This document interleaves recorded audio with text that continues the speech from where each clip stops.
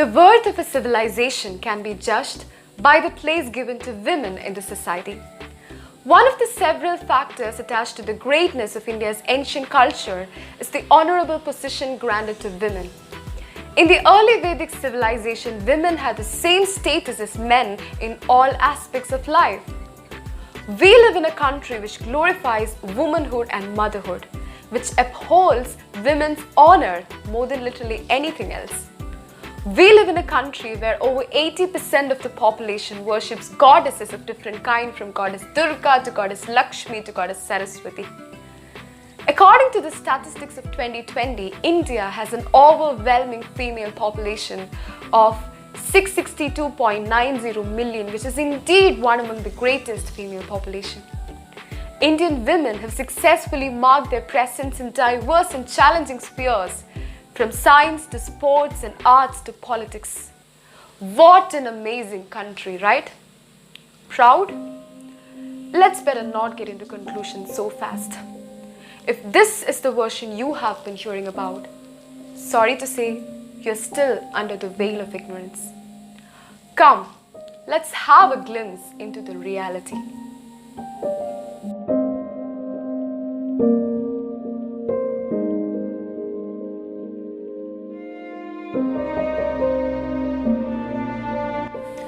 India has the highest numbers of exceed male population of 54.20 million. India is at 189th position out of 201 countries in female to male ratio. In less than 15 years, India has fallen 39 places in WEF's economic gender gap from 110th in 2006 to 149th in 2020. Among its South Asian neighbors, India now has the lowest female labor force participation, falling behind Pakistan and Afghanistan. Even though we are well aware that an increase of 10% in the female to male ratio in the total workers can lead to an 8% increase in the per capita net domestic product, still, the female labor force participation of India is going down tremendously over the years. The year was 2018 when Thomson Reuters Foundation ranked India as the world's most dangerous country for women, ahead of Syria, Afghanistan and Saudi Arabia. The survey covered 6 indices: healthcare, discrimination, cultural traditions, sexual and non-sexual violence, human trafficking. We are so proud that our women have even reached the outer space, aren't we? But what use is that when the parents are not able to safely send their daughters outside the home alone? We are so proud that our girls are flying the flights and even the fighter jets.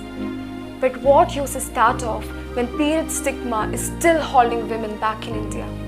And when only 36% of India's 355 million menstruating females are economically able to use sanitary napkins? We are proud that we have many scholarly and educated women. But what use is that when even after a decade of making education a fundamental right, 40% of India's 15 to 18-year-old girls are still out of schools? And when 30% of the girls from poorest families have never set foot ever in a classroom? Why are we even considering to reiterate the handful number of proud moments when girls in India are literally forced to go into curfew right from childhood? Oh no, 10-month-old babies are getting raped in India. So yeah, right from infancy. Seriously, I need the answers for these questions. Where is right to life, right to liberty, right to choice, right to freedom, right against exploitation, when a girl is being raped in India in every 15 minutes? Which means right now, somewhere in this world's largest democracy, a girl just like me, like you, is getting sexually assaulted. And if we look deep into her eyes, it will reflect a 2-letter word: no. Consent is not a myth, guys. But this shocking number of 92 rape cases per day is just about 10% of all the crimes against women. And experts say that the picture could be far worse, as most such crimes go unreported in the country. Moreover, in 2018 and 2019, the conviction rate of rape cases was less than 30%, which means in every 100 cases being reported, only 30 saw conviction. Well, yeah, the country has been shaken up multiple times when a few cases managed to grab the headlines and question our conscience. We have witnessed mass protests and calls for stringent laws and effective implementations many times. September 14, 2020, when a 19-year-old Dalit girl was allegedly gang raped in UP's Hathras by 4 upper caste men. To make things worse, when the police cremated her body in the dead of night without the knowledge and consent of her family. During the Nirbhaya rape case 2012, Unnao rape case 2017, Kathua rape case 2018, Hyderabad rape cum murder case 2019, Badaun gang rape case, Walayar case and a lot more, which exposed the grim reality of bestial sexual crimes in India against women. And what is ultimately left over out of all of them is that a fruitful number of reasonable voices who had the courage enough to exercise their right to freedom of expression and to speak up, now lying behind bars, traded as anti-nationals and charged with UAPA. But guys, I didn't speak about the gravest thing yet. Where do you think women are the most unsafe? At strange places with strange people? Well, here are the facts. About 70% of the women in India face domestic violence every year. Inside the place we call home. To make things worse, National Commission for Women flagged a rise in the domestic abuse and violence during the lockdown. As per NCRB data, in 95% of all the rape cases, the offender knew the victim, which means majority of them were committed by neighbors, immediate family members, relatives, etc. Additionally, in at least 2% of the cases involved live-in partners, husbands, marital rape, which goes unreported. 100,000 abortions are being performed in India every year solely because the fetus is female. 100,000 lives, 100,000 female lives are not even permitted to be born. But all these cases, names and statistics have been overwhelmingly repeated and stated over and over again that now they have become nearly incapable of leaving us shocked or moved. We don't feel anymore. But here is something which should definitely make us think for a while. Things are being normalized. On January 19, the shocking judgment was passed by the Nagpur bench of the Bombay High Court, wherein it held that in the absence of skin-to-skin contact while groping a 12-year-old child's breast, no offence of sexual assault shall be moved under Section 7 of the POCSO Act 2012. The same Nagpur bench in another case ruled that holding the hands of a minor girl, a 5-year-old, opening the zip does not fall under sexual assault or aggravated sexual assault under POCSO Act. The Supreme Court stayed the earlier judgment and the Supreme Court Collegium withdrew the recommendation for the promotion of this particular judge of Bombay High Court. Indeed appreciable moves. But what we should be considering here is that these verdicts are setting forth a very dangerous precedent in our country. Moreover, the attitude being reflected in these judgments is far more worse.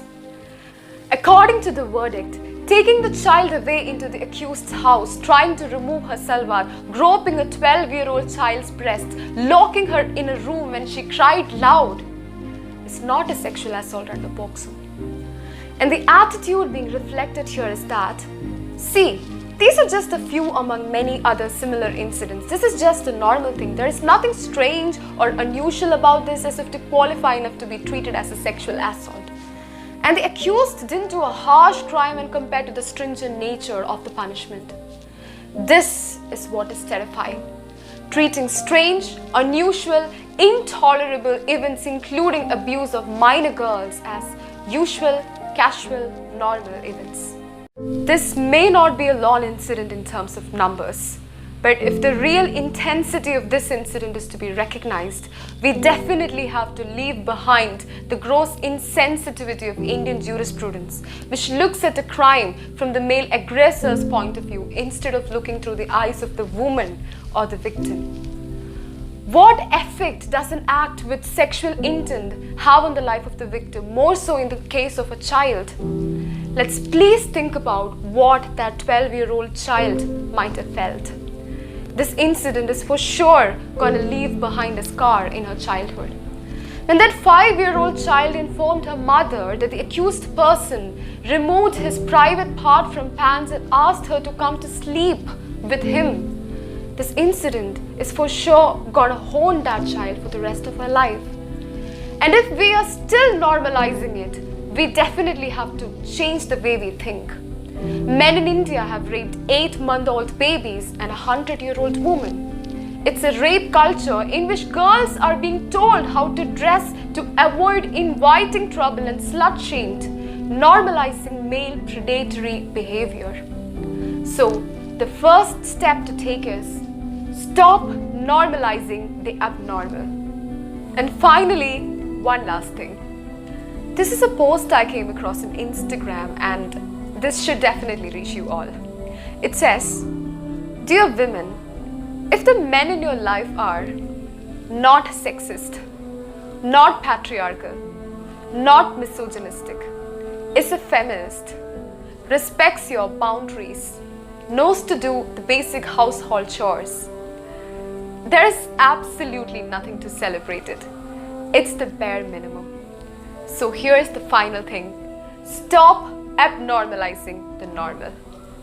When we glorify the essentials, we are ultimately setting the standards low, and standards are not supposed to be set low. When we are glorifying, it's as if that these bare minimums or bare essentials are something which is unachievable. Let's be better than our ancestors who normalized the worst. Let's normalize the necessities a 21st century should follow. So, what to normalize and what not to normalize really matters. Thank you.